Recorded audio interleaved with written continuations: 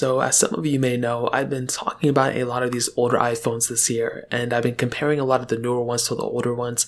But on my third channel, I've been actually doing a lot of heavier intensive gaming on some of these older iPhones as well. And what's very interesting is that there's an iPhone that's actually fairly old that is still actually, pretty decent at gaming, which is pretty crazy. Now, it is the iPhone 6, as you can probably tell from this video. And although I'm gonna probably hype it up, I would not even recommend buying this phone in any capacity in 2022. The lowest iPhone I would recommend buying is the iPhone 7, but if you wanted to get an iPhone as like an iPod Touch or something like that, you know what I mean? I don't think you could go wrong with an iPhone 6. I just wouldn't recommend using it as your everyday device. Now, the main things that I've done with the iPhone 6 include playing heavy intensive games like Call of Duty Mobile, PUBG. The only issue is I tried installing Genshin Impact on it, and unfortunately it wasn't able to run properly, so that was the first thing. But whenever I use this iPhone and I compared it to even like an iPhone 6s, I'm going to shortly compare it to iPhone 7s and iPhone 8s, but I've already done comparisons in the past. And the one thing about the iPhone 6 that I've talked about is actually how smooth it is, kind of. It's still very choppy, it's still very slow in performance,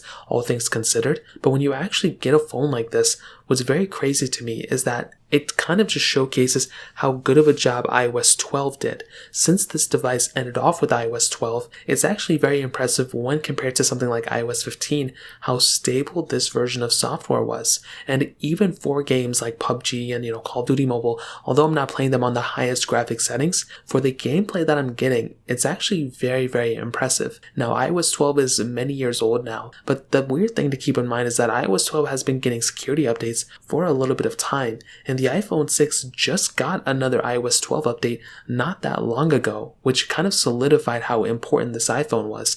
Now, the 5S is a little bit more important because it's a year older and it's been getting the same updates, but it's still very impressive what Apple was able to do with this device. Now, I say that saying that, there were a lot of issues with this iPhone when it first came out.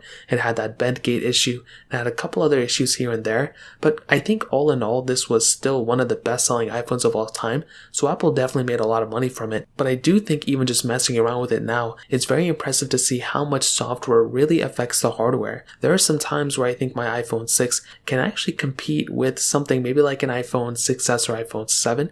It's still drastically slower. I just did my iPhone 6 versus iPhone 6s comparison, and there is massive differences between the gameplay and just app opening speeds and all that stuff, but it's still kind of impressive that a phone that stopped getting software support about 3 years ago can still kind of compete with the latest software in a way. So I wouldn't recommend buying the iPhone 6 anymore, but it did kind of impress me some way. So that pretty much covers it. If you guys have any other questions or anything, let me know in the comment section below. Hit the like button, that would mean so much, but definitely hit that subscribe button. More importantly than everything else, I love every single one of you guys. Hopefully I'll catch you guys in the next video. Peace out till then.